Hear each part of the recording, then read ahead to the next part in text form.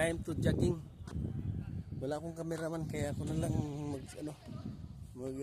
isa pampawala sa tiyan, pampawala ng bilbil, pampawala ng kaba, pampawala ng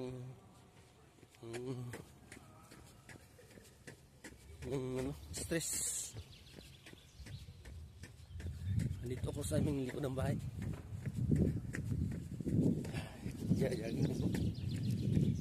Tingnan mo.